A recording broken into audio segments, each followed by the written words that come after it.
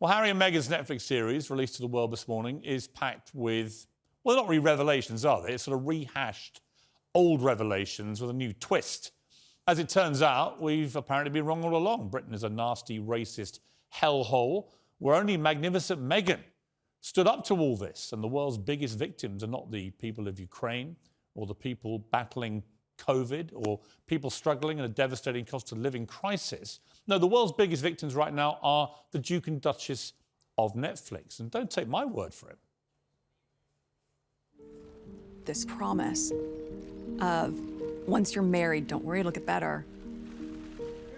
Once they get used to you, it'll get better. Of course it'll get better.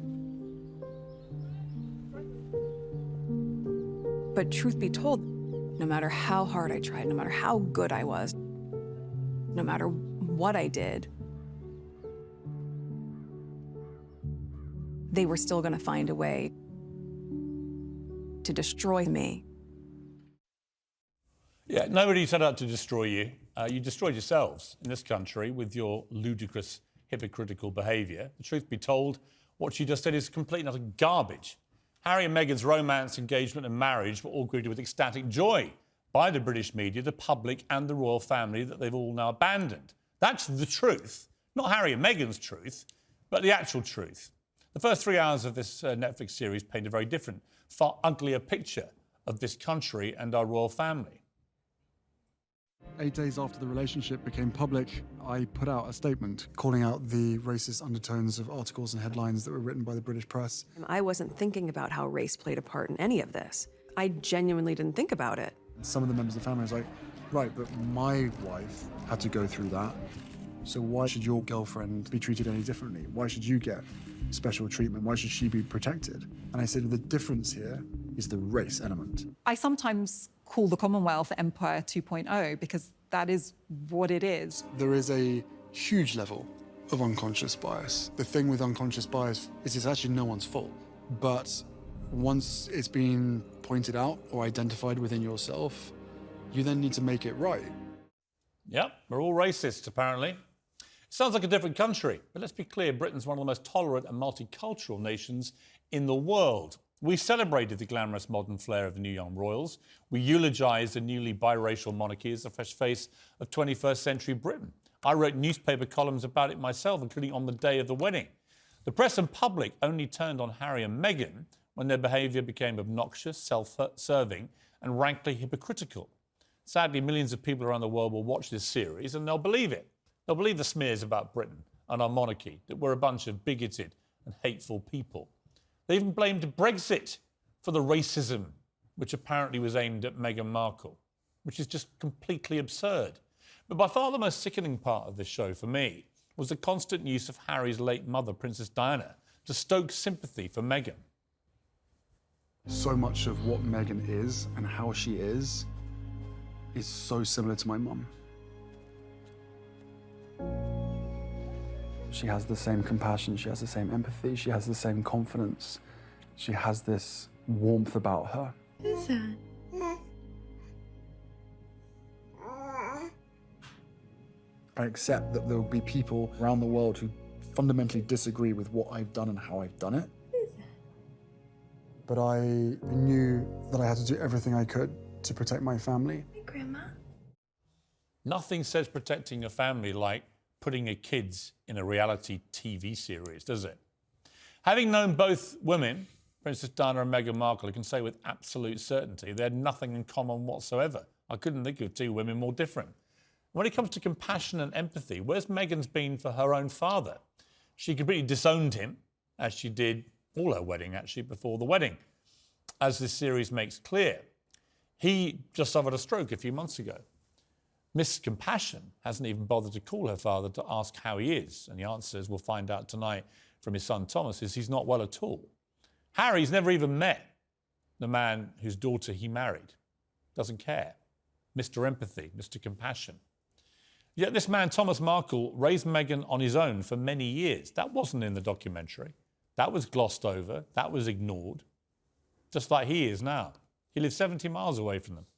It's about an hour-long cab ride. Never seen his grandchildren.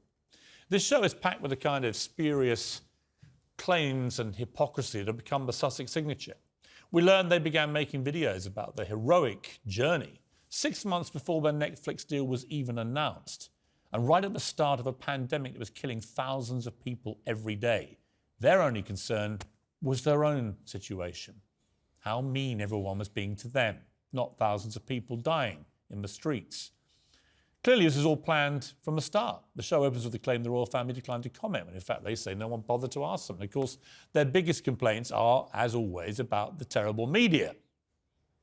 Rarely do we have a holiday without someone with a camera, jumping out of a bush or something. Within the family, within the system, the advice that's always given is don't react. There was always public pressure with its fair share of drama, stress, and also tears, and witnessing those tears. There's a lot of people who think they've got such a problem with paparazzi. Safety first. Worst case scenario, we're going from one garage to another. Paparazzi still harass people. It's amazing what people will do when offered a huge amount of money to hand over photographs, to create a story. Right. So we had to flee the country for family privacy, says Harry, as we watch a $100 million documentary in which he flaunts his young children and shares private text messages, intimate photographs for the entire world to see. When it comes to paparazzi, I had more paparazzi outside my house when I was forced to leave my old job for disbelieving Princess Pinocchio's lies than I saw actually outside their houses at any stage of this documentary. Maybe their mob scenes are to come. We haven't seen any so far. In fact, all their claims of paparazzi intrusion in the 2 trailers turned out to be nothing to do with them. They weren't even at many of the events which were depicted. So forgive me if I don't think this is all a load of BS.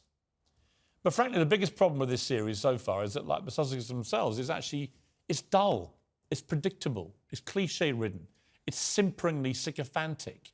It's one long rendition of all their greatest whinges and a load of self-congratulatory nonsense. Harry and Meghan sold their royal souls to become reality TV stars, but they haven't got the charisma to carry their own sob story. They're now a grasping ex-royal version of the Kardashians, only with less class, less loyalty, and less brains. Well, in a moment, I'll speak to Meghan's half-brother, Thomas Jr., exclusively. Here's a short reminder of what Meghan and Harry said about her father in the show, including a series of supposedly private messages she sent to him when it emerged he was too ill to attend their wedding. Paps and journalists and media were following him all day, every day. The unraveling happened that week when he wouldn't pick up my call. And instead, you're talking to TMZ.